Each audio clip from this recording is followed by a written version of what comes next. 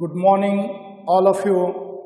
मेरे प्रिय छात्रों, बीकॉम द्वितीय वर्ष चौथे सत्र के ऑनलाइन कक्षा में आप सबको मनपूर्वक हार्दिक स्वागत करते हुए आपके पाठ्यक्रम के लिए चयनित जो 7वीं कहानी है वापसी,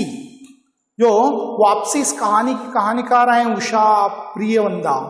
तो देखिए, इस कहानी का प्रमुख पात्र है गजाधर बाबू। ये रेलवे डिपार्टमेंट में 35 साल तक नौकरी कर 60 साल की उम्र में रिटायरमेंट होकर आए हैं। गणेशी उनका नौकर था, अमर बड़ा बेटा है और नरेंद्र छोटा बेटा है, बसंती छोटी बेटी है। अमर का विवाह हुआ है, बहू घर में है।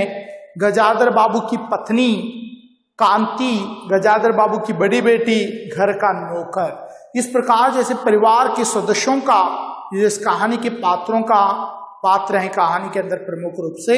तो हमने बीती कक्षा में देखा किस प्रकार जैसे बसंती ने जानबूझकर खाना कैसे बनाती है, और जब उनके शीला उसके फ्रेंड के घर जाने से जब उनके पिताजी उसे रोकते हैं, पिताजी से बात करना छोड़ देती है, मुंह फुला लेती है और जाना है तो पीछे के दरवाजे से जाती है।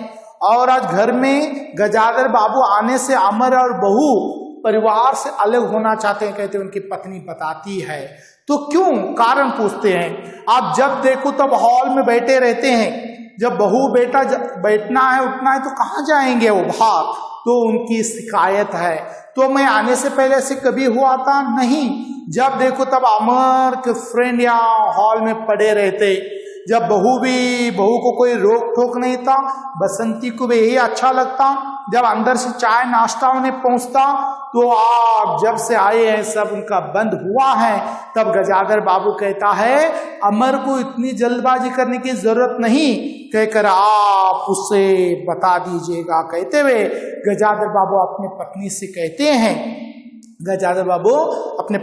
कहते हैं। तो लास्ट क्लास छात्रों हम यहाँ तक अध्ययन किया था, आज इसके आगे इस कहानी को लेकर आगे बढ़ेंगे।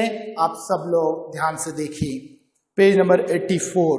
गजाधर बाबू ने बहुत धीरे से कहा, अमर से कहो जल्दबाजी करने की कोई जरूरत नहीं है। अगले दिन सुबह घूम कर लौटे तो उन्होंने पाया बैठक में उनकी चारपाई नहीं है। जब गजाधर बाबू मॉर्निंग भी वॉकिंग जाते हैं, इवनिंग भी जाते हैं। जब मॉर्निंग सुबह जाकर वॉकिंग कर आकर देखते हैं तो हॉल में से उनकी चारपाई गायब हो गई है। अंदर आकर पूछने वाले थे कि उनकी दृष्टि रसोई के अंदर बैठी पत्नी पर पड़ी। अंदर आकर पूछने वाले थे मेरी बेड किधर गई। तब तक रसोई में उनकी पत्नी पर उनकी नजर पड़ी। उन्होंने यह कहने को मुंह खोला कि बहू कहाँ है, पर कुछ याद कर चुप हो गए। तो पूछने वाले थे बहू कहाँ है, लेकिन कुछ याद कर अपने पत्नी पर दृष्टि पड़ती है, चुप हो जाते हैं। पत्नी की कोठरी में झांका तो अचार रसोई कनेस्टरों के मध्य में अपनी चारपाई लगी पाई है, जो एक वेस्टरूम के जैसा था। घर के अंदर कमरा था, तो रजाई जैसे कनेस्टर, जो अचार की डिब्बियां, घी की डिब्बियां के बीच में उनकी चारपाई डाली हुई है। गजाधर बाबू ने कोट उतारा और कई टांगने की दीवार पर नजर दौड़ाई। गजाधर बाबू ने कोट उतारा, टांगने के लिए दीवार पर इधर उधर नजर दौड़ाई और फिर उसे मोड़कर अलगनी को कुछ कपड़े खिसकाकर एक किनारे टांग दिया। जब कमरे में रस्सी बांधी हुई थी तो कई उन्हें टंगाने के लिए क्या करते हैं, जैसे कपड़े साइड में कर उसके ऊपर टांग दिया। कुछ खाए बिना अपनी चारपाई पर लेट गए। गजाधर बाबू कुछ खाए बिना क्या करते हैं, जैसे चारपाई पर लेट गए। कुछ भी हो, तन आखिरकार बूढ़ा ही था। कुछ भी हो, लेकिन गजाधर बाबू का जो शरीर क्या था, जैसे बूढ़ा हो गया था। सुबह शाम कुछ दूर टहलने अवश्य चले जाते, आने के बाद थोड़ा थक जाते थे। सुबह शाम टहलने जाते गजाधर बाबू, जब आने के बाद उन्हें थकान महसूस होती है। गजाधर बाबू को अपना बड़ा सा खुला हुआ क्वार्टर याद आ गया। जब रेलवे क्वार्टर्स के अंदर बड़ा बड़े कमरे, बड़ा क्वार्टर्स था, खुला हुआ क्वार्टर्स आज उन्हें याद आ गया। निश्चित जीवन, सुबह पैसेंजर ट्रेन आने पर स्टेशन की चहल पहल, चिर पर चिचहरे, पटरी पर रेल की पड़िया खटखट, जो उनके लिए मधुर संगीत की तरह था। सुबह शाम गाड़ियां आती, पटरी पर ठहरती, परिचित अपरिचित लोग नजर आते और पटरी पर चलने वाली ट्रेन की एक मधुर संगीत की तरह उन्हें आवाज आती। तूफान और डाक गाड़ी के इंजनों की चिंगार, जैसे डाक जो गुड्स गाड़ियां होती हैं तूफान की तरह दौड़ती हैं, चिंगारती हैं। अकेले रातों की साथी थी। रात के वक्त जब गुड्स की ट्रेन आती, रात में अकेले साथी की तरह आगे बढ़ती। सेठ रामजी मल के मील के कुछ लोग कभी कभी पास आकर बैठते थे। वहां एक इंडस्ट्रीज थी, रेलवे स्टेशन के पास एक फैक्ट्री, रामजी मील के लेबर्स कभी कभार उनके पास आकर बैठते, उनका दायरा था, वही उनकी साथी थे, वही स्टेशन मास्टर थे गजाधर बाबू। रामजी मील के मजदूर आकर उनसे बात करते, बतलाते, यही तक उनका दायरा था। जीवन अब उन्हें खोई निधि सा प्रतीत होने लगा है। तो मैंने जीवन खो दिया है, ऐसा आज उन्हें गजाधर बाबू को महसूस होने लगा है। उन्हें लगा वह जिंदगी दार टंग गए हैं, तो आज वो जिंदगी से वो तंग आ गए हैं, ऐसा उन्हें महसूस होने लगा। उन्होंने जो कुछ चाहा उनमें से उन्हें एक बूंद भी नहीं मिली। जो उन्होंने जिंदगी में जो चाहा उसमें उन्हें एक बूंद भी नहीं मिली है। गजाधर बाबू को आज उन्हें महसूस होने लगा। लेटे हुए घर के अंदर से आते विविध स्वरों को सुनने लगे।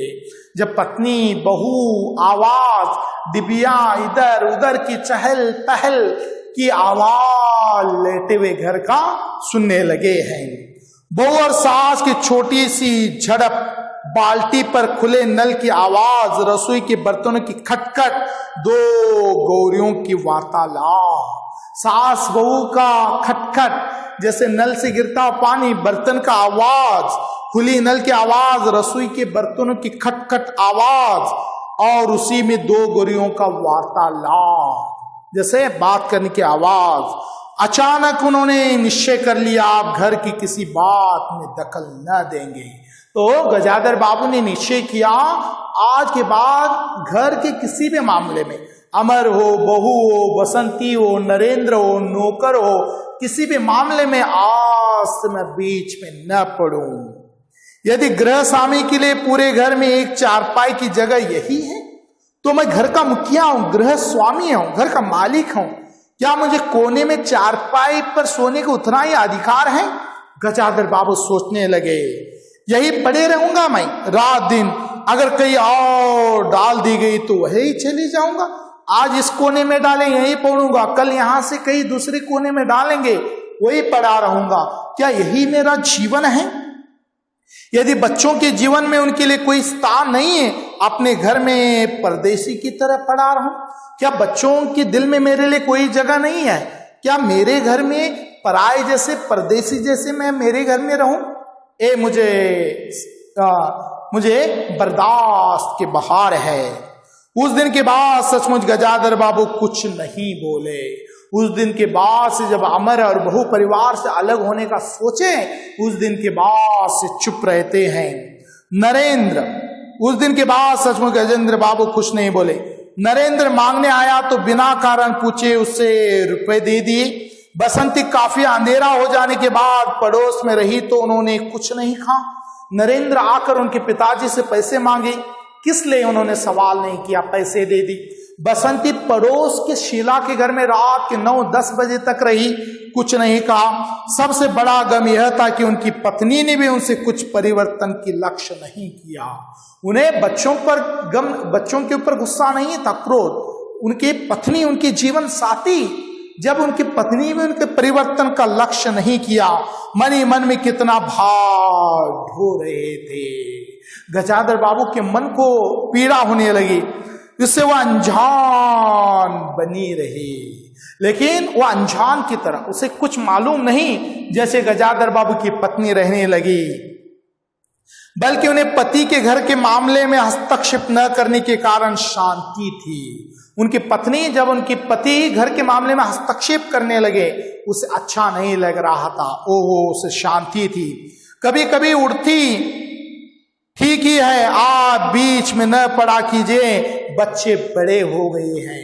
कभी कभार गजाधर बाबू की पत्नी कहती हैं, अब गृह गृहस्थी के मामले में बीच में न पड़िए, आप बच्चे बड़े हो गए हैं, हमारा जो कर्तव्य था हमने कर रहे हैं, पढ़ा रहे हैं, शादी कर देंगे, आप चुप रहिए, हमने बड़ा किया है, पढ़ा रहे हैं, पढ़ाने के बाद शादी करेंगे, आप गृह गृहस्थी के मामले में कुछ मत बोला कीजिए।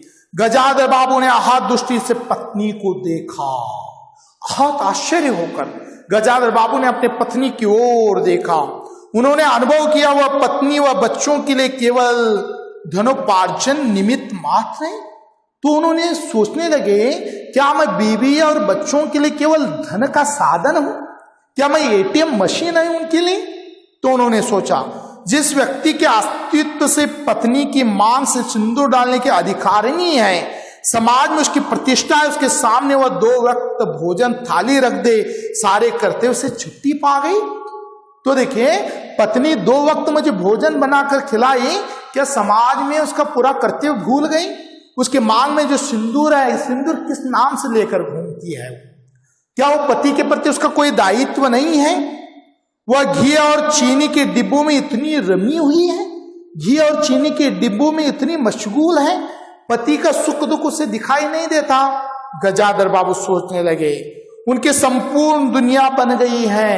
क्या पत्नी का दुनिया घी के डब्बे, चीनी के डिब्बे उसकी दुनिया बन गई है? तो देखिए, रमी हुई है, उसके संपूर्ण दुनिया बन गया। गजाधर बाबू ने जीवन के केंद्र में नहीं हो सकते, अब उनके शादी के लिए भी उत्साह बुझ गया है। गजाधर बाबू ने जीवन के केंद्र नहीं हो सकते, तो उन्होंने तो अब उनके शादी के लिए भी उत्साह बुझ गया। क्या शादीशुदा जीवन का उत्साह बुझ गया उनका?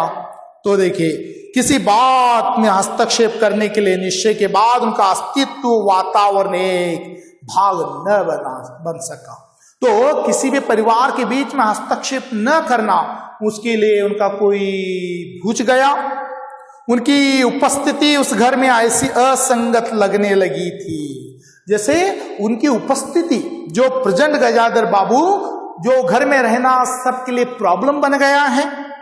जैसे सजी हुई बैठक में उनकी चारपाई थी, जो सजी हुई हॉल में बीच में लाकर चारपाई रखकर प्रॉब्लम होता है, वैसे मैं परिवार में के बीच में मैं सबका प्रॉब्लम बना हुआ हूं।